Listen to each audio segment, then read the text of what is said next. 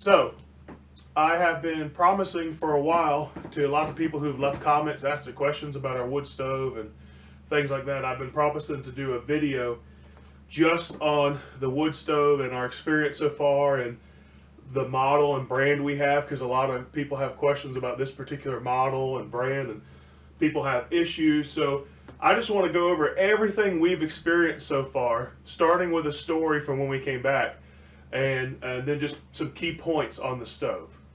So you probably just saw our recent video where we went out of town for Christmas and went all the way back to Florida. And when we came back, the temperature here in Arkansas was in the single digits at night. It was getting down to like 5 degrees at night. There was a night or two while we were gone where it had got down to 0, and everything here was freezing. All the ponds, everything was frozen. It was freezing cold here. Well, the house had been vacant for 10 days. No one was here. No one was making a fire. No one was cooking here. It was completely empty. And the house got chilled to the bone. We've never felt cold like that before. When we came back, the house was absolutely chilled to the bone. Everything in this house, the wood, doors, floors, studs, beds, everything was below freezing. You know, the children have memory foam mattresses on their bed, and if you're familiar at all with memory foam, if it gets cold, it gets really stiff. The colder it gets, the stiffer it gets. Well, they were stiff as wood. I've never felt them that stiff. That's how cold this house was. Mm-hmm. Our water inside the house had froze. A big bottle of soap had frozen. It was cold, just trying to get the picture across. The baby wipes? Baby wipes were frozen like a solid brick. So we thought, okay, this place is freezing cold. We could see our breath. We got to get this place warmed up. We got here about 6 o'clock too, so it didn't leave us with too much time. Didn't have too much sunlight. The sun, right about now, this time of winter, the sun is rising between 7:30, and it's setting between 5:30. Okay, so we really had it was dusk. We had no light left. Not that we needed it real bad, but it was getting dark, so we didn't have a lot of time to do things that we could have done. Like, I really should have cleaned the chimney before we left. And I'm going to show you a clip of some video of me cleaning it, but we made a mistake of burning some slightly wet pine in the wood stove. And I'll show you some video of us cleaning it, how bad it got clogged, and highly recommend not burning pine in your wood burning stove. Some people say it's fine, some people swear against it. After that experience, I'm one of those that will never burn pine in our wood burning stove again. So here's that video.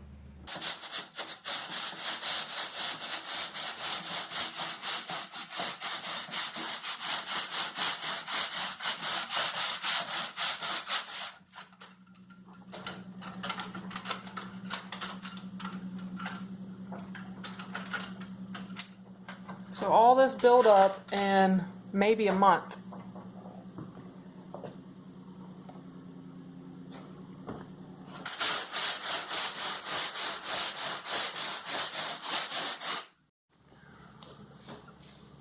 You want to say anything, or you want me to? The wood stove was full of quite a bit of creosote, and didn't want to burn right for us. I just cleaned out probably 3 pounds of creosote out the chimney. And I do think it's from burning some pine, and I ain't burning no more pine in here. I think that's the last pine that we'll ever burn, so there you go. I mean, what would you say the last time we cleaned it was? December or November? It was beginning of November. The beginning of November? Mm-hmm. That was the first time we cleaned it. And it was barely dirty.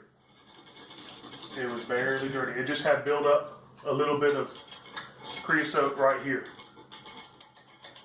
But this is really dirty. So don't burn pine in your wood burn stove, and definitely don't burn any of it. Excuse me. Don't burn any pine that could be a slightly bit green or not seasoned all the way.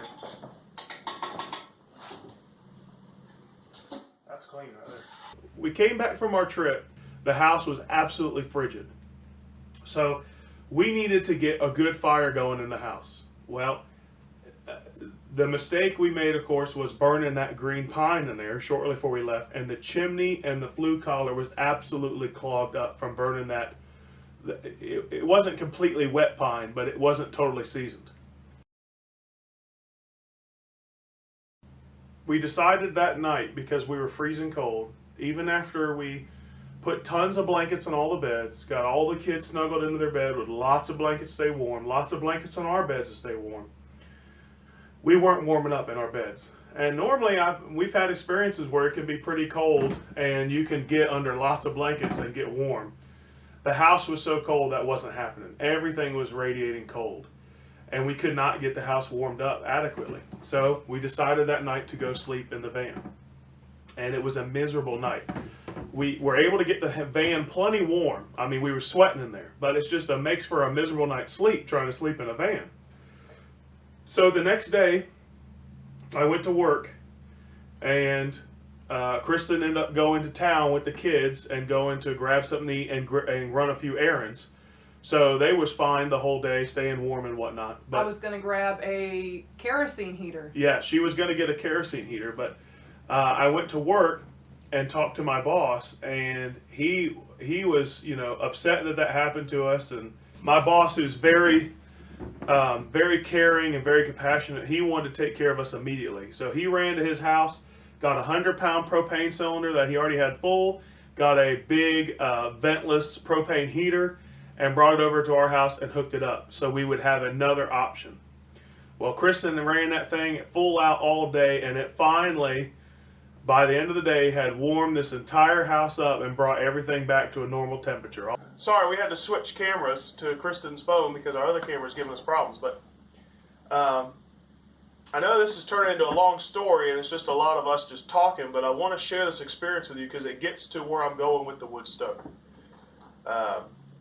So anyway, we learned from that the old saying is true: 2 is 1 and 1 is none. We had one way to heat this house, and that way was not working when we got back, so we were left with none. We had no way to heat the house. After dealing and learning from the ventless propane heater, we decided to get a direct vent propane furnace for the house that's very small, won't take up a lot of room, and that will be our secondary option for heating the house if we need it. And it will run on propane. It's very efficient, and we'll do another video about that when we get it. But addressing the wood stove is the chimney was absolutely just filthy, and you saw that clip how clogged it was. Probably 3 pounds of creosote came out, and the reason is because we had burned some not fully seasoned pine. We'll never do that again. But I've learned a few things about this model stove, and you may have it. Some people have commented that they wanted to know more about it. They were interested in getting it, or they already had it. But this is from the United States Stove Company.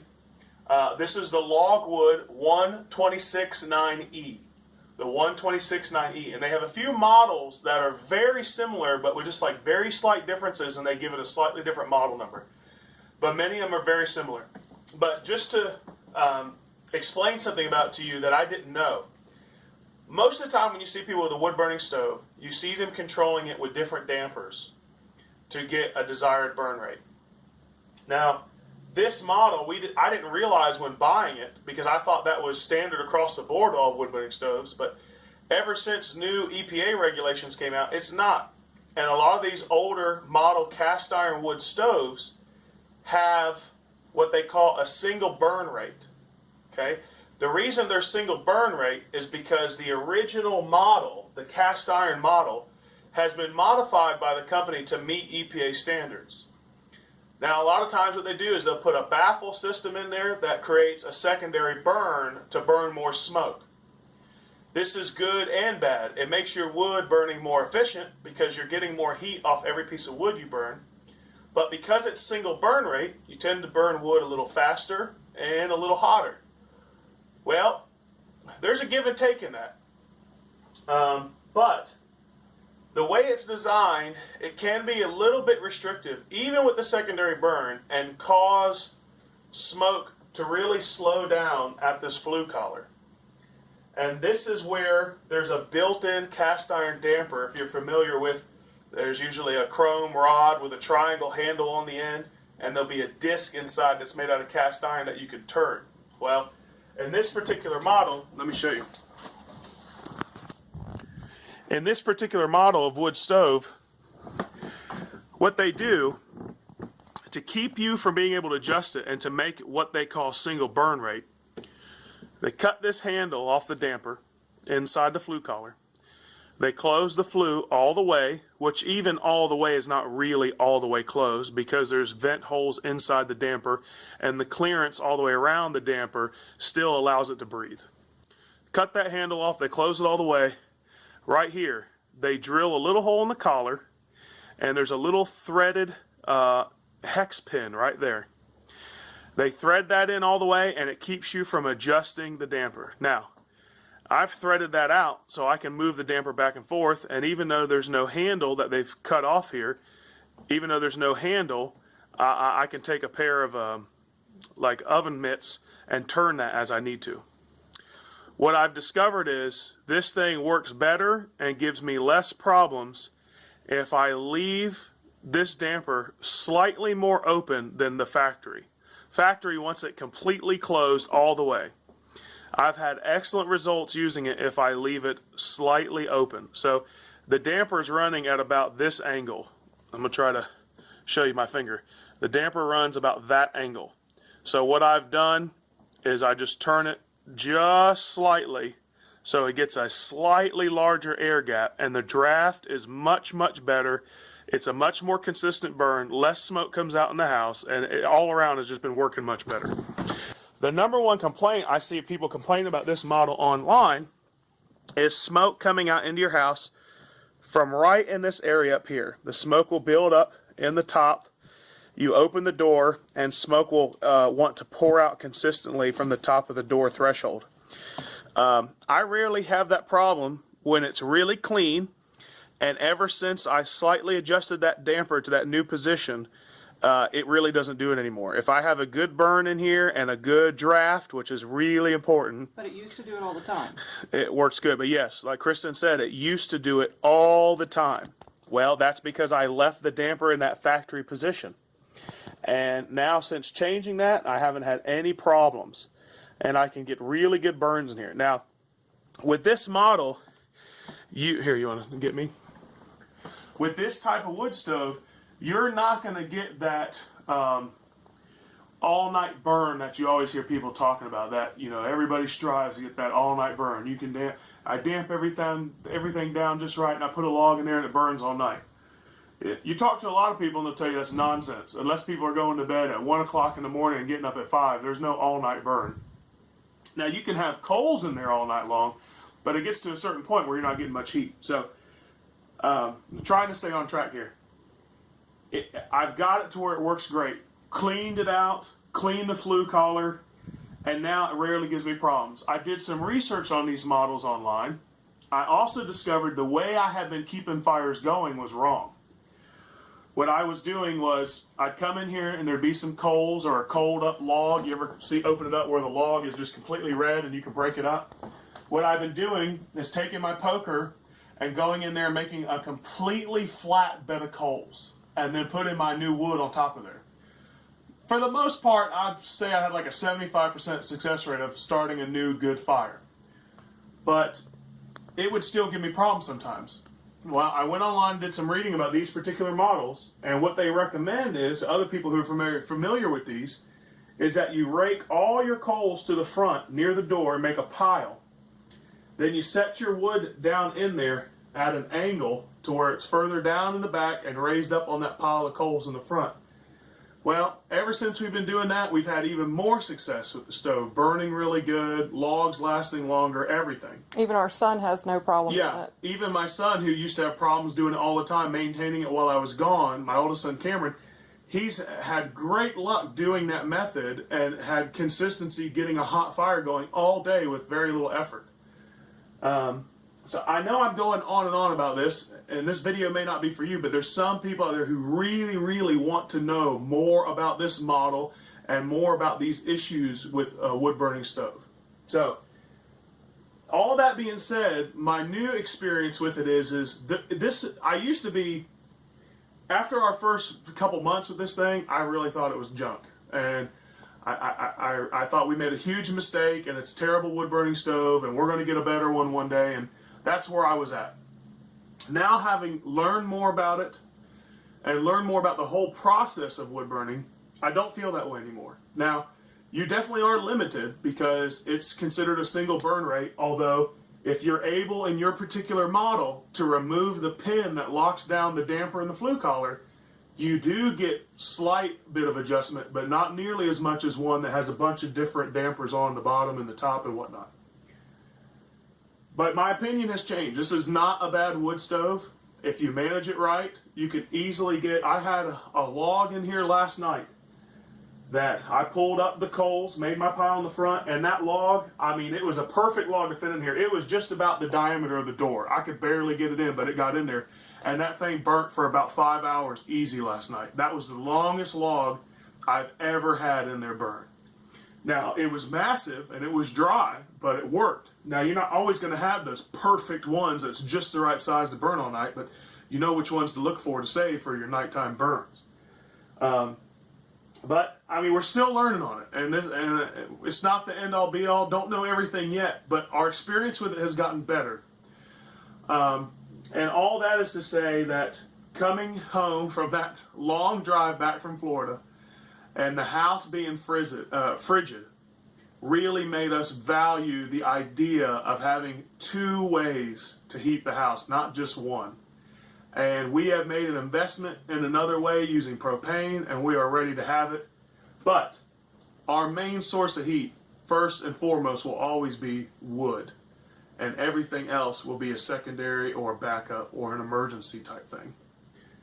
So I hope I've answered a lot of your questions. You know, always read your owner's manual. The owner's manual that came with our wood burning stove isn't the best in the world, but it gets you out on the right foot. And there's lots of other places online you can read about wood stoves, especially similar models to this.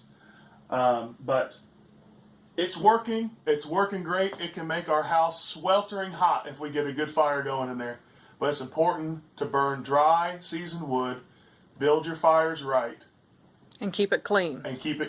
And we didn't realize how much you were going to have to clean it. Yes, didn't realize. Well, and again, the only reason I think we had to clean it so much and had to clean it within 2 months of cleaning it the first time was because we burnt that not seasoned all the way pine in there, and that was a huge mistake. Tell them some things that you will notice happen when it's clogging. Okay, when it's clogging bad, you have a really hard time getting a good draft, and smoke will tend to pour out no matter what you do. Even if you would open this damper in the flue collar all the way, smoke will still pour out. Every time we shut the front door, yes, a gush of smoke would come out the top. It's not unusual, even when it's clean, you'll occasionally get a puff of smoke come out of it when you shut the front door, because our house seals pretty good. It's not perfect, but it seals pretty good. So it isn't totally unusual, even if it's clean, to occasionally get a puff of smoke. A lot of times it also depends on how good the secondary burn is in there at the time and whether smoke's building up in there. But you know, a good draft, if it's clogged, you're not going to get a good draft, and you're not going to get a good burn. The wood's just not going to burn good. Also, the other thing I forgot to mention was what I read online about piling up the ashes, or the coals. The way these burn, and the way they're designed to burn, is they burn the wood from front to back, from closest to where the air vents in, all the way to the back. So as it burns, whenever you open the door after a long burn, you'll notice your coals are always in the back, not in the front. So, by design, what you're supposed to do, when I said you bring the coals to the front, what you're supposed to do is get your metal bucket and your shovel and scoop out the ashes in the front of the stove first. Then rake your coals forward and make that pile of coals in the front of the stove, and then set your wood in there. Now, you don't have to get the ash out every single time, but it's going to get to the point where the ash is getting higher than the vent on the bottom of your door. And that's when you need to take care of that ash. One more thing about the smoke. When it starts to clog, the smoke will start to come out of these little seams. Yes. Some people, and let me just tell you this, some people with their wood burning stoves get the wood stove fire caulk, and they caulk all their seams on their chimney. If your chimney is working right and your wood stove is working right, you should not have to caulk those seams. Your draft will pull that smoke right through that chimney out of the top of the chimney on the top of your roof without any smoke coming out of these seams. So right now, I have seams here, like you could show this one, honey. I got seams here that's bigger than 1/4 of an inch. And there's not 1 ounce of smoke coming out of that seam. If you have smoke coming out of those seams, your chimney is getting a big buildup of creosote in it, and it is probably clogged somewhere. Now let's be clear, a clog in a chimney is not like a clog in a toilet, where it's completely jammed. You could have creosote taking up 1/3 of the space inside the diameter of your chimney, and it can be causing a serious draft problem. It doesn't even have to be all the way closed, but just having a buildup or a chunk of creosote in there can cause a major draft problem, can cause smoke leakage, not get a good fire, all sorts of stuff. Now, the problem with this being your only source of heat is that you start to notice it smoking pretty much at bedtime because the light happens to be just right. Yep. You notice smoke's coming out, Yep. but you have no choice but to still use it because you need that heat for the night, but you can't clean it unless it's cold. Yeah, you can't clean it while it's hot. So what we did when that problem happened, when it had gotten so dirty that smoke was coming out of these seams, was I took tinfoil and wedged tinfoil down in these seams to block the smoke. And I'd say I probably blocked out 90% of the smoke leakage into the house. So the smoke leakage that was coming out was so minimal that it would disperse in the house and you couldn't even tell there was any smoke leaking. But that is a huge indicator that it's time to get up on the roof and clean your chimney. And a lot of people will tell you that if you burn the right wood and you make good fires, you may only have to clean your chimney once or twice a winter. Now, there probably is some truth in that, but cleaning once or twice a winter, I believe, relies on a lot of perfection. And burning wood is not a perfect thing at all. You're not going to, it's just not. We're up to what, 3 cleans already? Yeah, this is our 3rd cleaning. The first one wasn't necessary. I got up on the roof to clean it. The chimney was clean as a whistle. The problem is a little bit of creosote had built up in this flue collar, and I hadn't learned to slightly adjust the flue collar a little bit. So that was the first cleaning, and it didn't really count because the chimney was clean as a whistle. I shined a flashlight down and looked down, there was nothing in it. But there was some creosote built up on the damper in the flue collar. That was causing the first one. The second cleaning was after we burnt the wet pine, and man, it needed it. It had all kinds of clogs in there, and you saw the video on that. So hopefully our 3rd cleaning won't be until after winter, if we continue to do everything correctly. Do you want to talk about the propane? Yeah, let's go ahead. My boss brought this propane heater, and I think it's somewhere between like a 25,000 or 30,000 ventless propane heater. It worked great. I mean, it got this house cooking. Now, hold on. Explain ventless, because to me, not knowing anything, ventless, oh, that sounds good. I don't need a vent. Here's some problems with this. One, there is byproducts of burning propane in your house in the open air, and that is ventless gives off these byproducts. It gives off carbon dioxide, carbon monoxide, which can kill you, and water vapor. Believe it or not, burning propane, if you don't already know it, I have clips from your own. Burning propane puts off water vapor in your air. Now, what's the problem with that? Well, if your house is not insulated really good or insulated all the way, all your really cold surfaces will condensate. And I'm going to show you some video of that right now of how bad the house was condensating from running this 24/7. This is real life. This is what we're dealing with. If it's condensating this much and I haven't even cooked in here, how am I supposed to make the kids breakfast?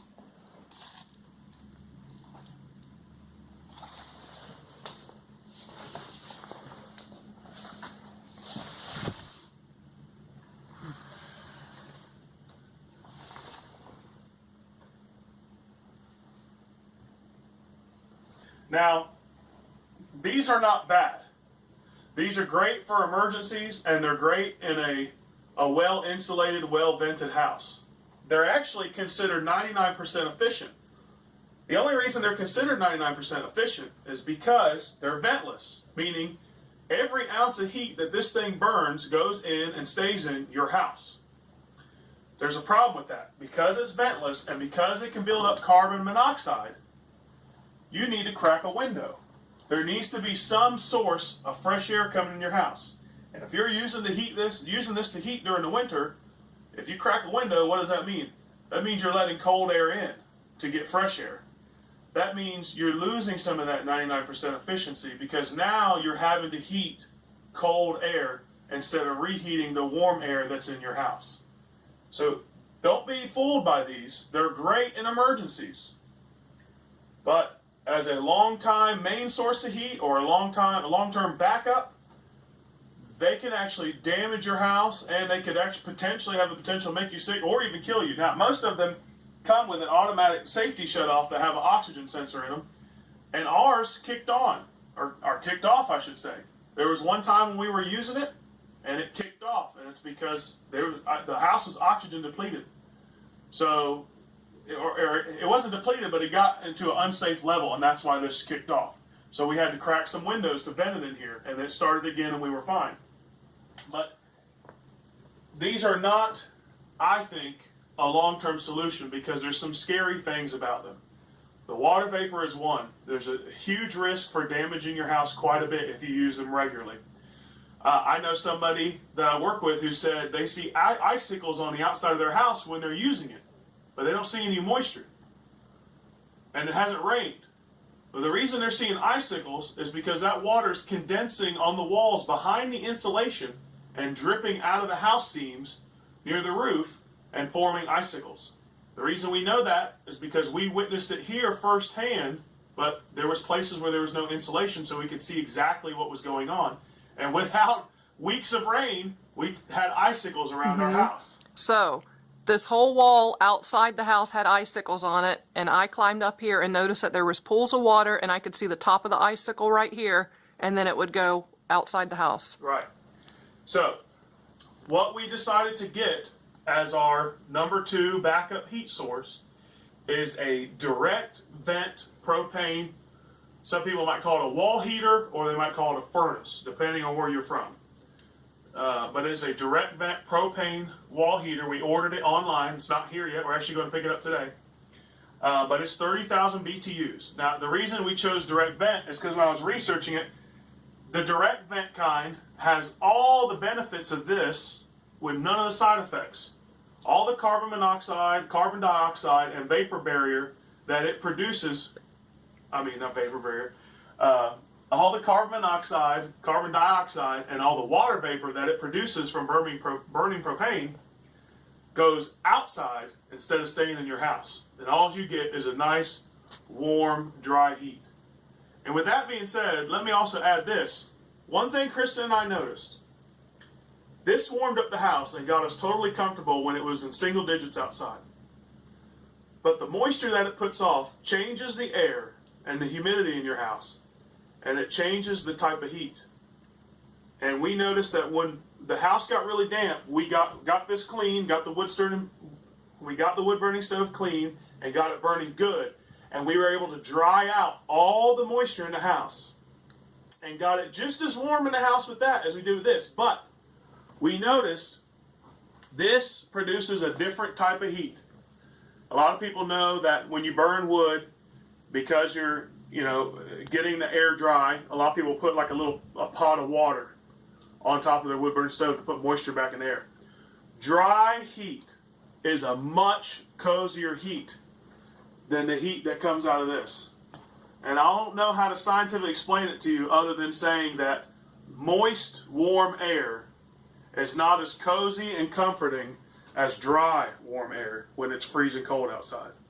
And that's all I know to say to tell you is that there is a difference. So, I think we covered everything. And if we didn't, I'm sorry. But please, if you have this model wood stove or something similar, and you have any questions, and I didn't do a good job covering it in this video, please ask me questions. I will answer any questions, any comments about this U.S. U.S. Stove Company, the Logwood 1269E. The Logwood 1269E. You know, we've been using it since October, and we're getting more and more familiar with its quirks, and I like it more than I did originally, so I'm happy to answer any questions, share experiences, or anything that you could possibly need. I will be happy to help you with it. But that's it so far in a nutshell. That's the story of what happened when we came back, how we were freezing our tails off, and now we're cozy and warm.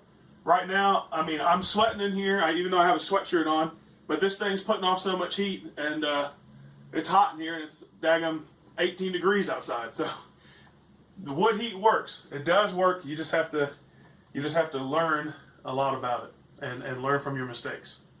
So anyway, that's it for now. We'll see you guys later. Another thing I want to add is that you notice this whole time we're shooting this video, I had the door open and no smoke was coming out. When we first started using it the way it came, smoke would come out all the time. Smoke would billow out. Even the manual says when you open the door very slowly because there'll be stagnant smoke in there and smoke will tend to come out. Well, every time we use it, smoke would come out. Always. I mean, even when it was clean, smoke would come out. Well, Kirsten could smell it all the time. The house would get filled with smoke on and off as we were, adjusting the fire or adding to it. We'd have to crack windows. Well, when I discovered that just opening that damper just a hair more than being all the way closed, just slightly opening it, made a huge difference in the draft. So I just put a fresh piece in here because I want it going good to keep the house warm while we run to town. And I'm sure we'll get comments about that, people saying leaving the fire going while you're going. Closed, obviously. It'll be closed when we leave. But there's no smoke coming out. And this is with a fresh piece of wood just igniting. The draft carries it up into the baffles, then over this top plate that's insulated with ceramic and up into the chimney and out. And really, leaving this a slightly bit more open than the factory setting, where they lock it in, has made all the difference in the world. To where now we can add wood to it, open the door, adjust the fire, pull the coals, do anything we need to do without tons of smoke coming out of the stove. And that has been a game changer and has totally changed how we feel about the wood stove. So, did I cover everything? Yep, you're good. Okay, good. All right. So, as you can see here, let me turn the light.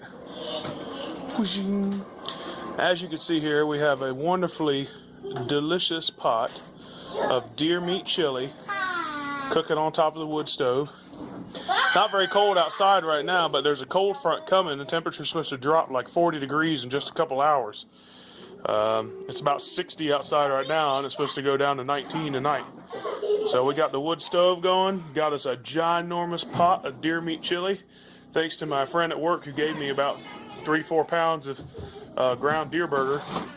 And we are going to scarf on this and warm our bellies and cozy up tonight. Floridians seeing their first snowfall. What is it, guys? Is it snowing? All right, our first snow. Let's check it out. Oh my.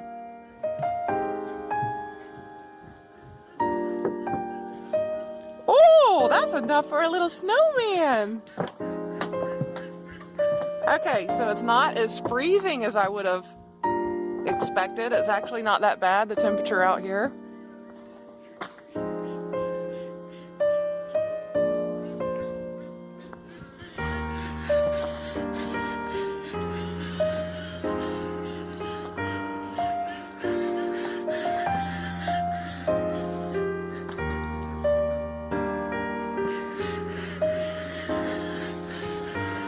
It is snowing in Arkansas.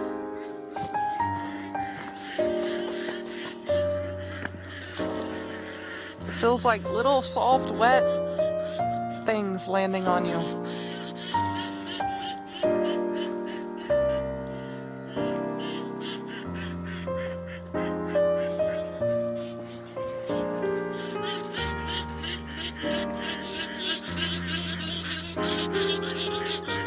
Snowing at our little cabin.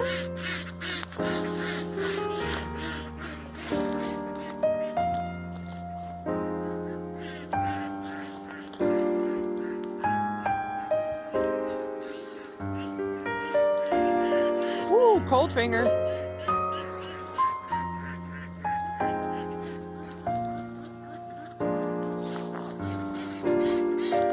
Quackers, it's snowing.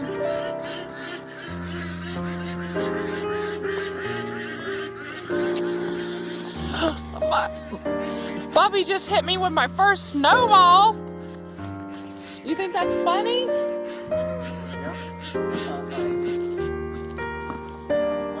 If I had a glove, I'd scoop one up and throw it at you. Some snow-covered poo. It is snowing. What do you think of your first snow, Cam? Great. Turn around, let me hear. Great. Pups, are they liking it? Molly, what do you think of your first snow? Huh, Malls? Mace was just howling at it. Hey, guys. All right, Florida kids experiencing snow.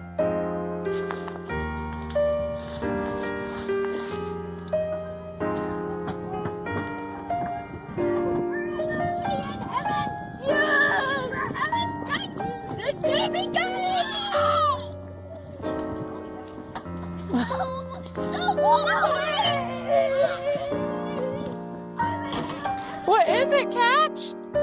What is it, honey? Snow in my eye. What is it?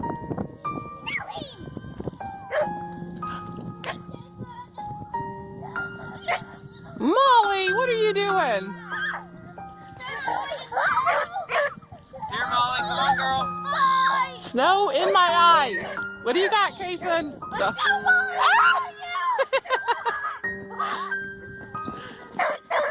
Molly.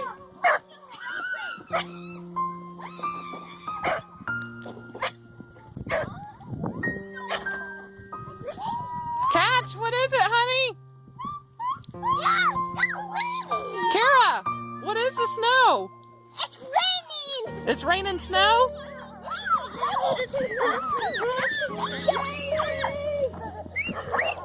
Snowball! Snowball! Ew, yuck. Brush it off. Brush your hands off, good boy. Mace, Molly. Ooh, we need a ski mask. No, Catchy, it's gonna get Campton. I said not to get it off the ground. Okay. It'll turn to mud. Snowball! What? Milo! What is it, Milo?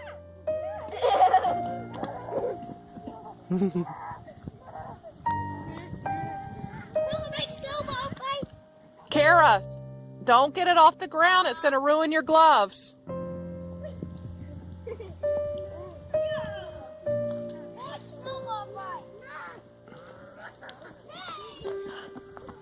Go hit Campton, not Mommy. Campton.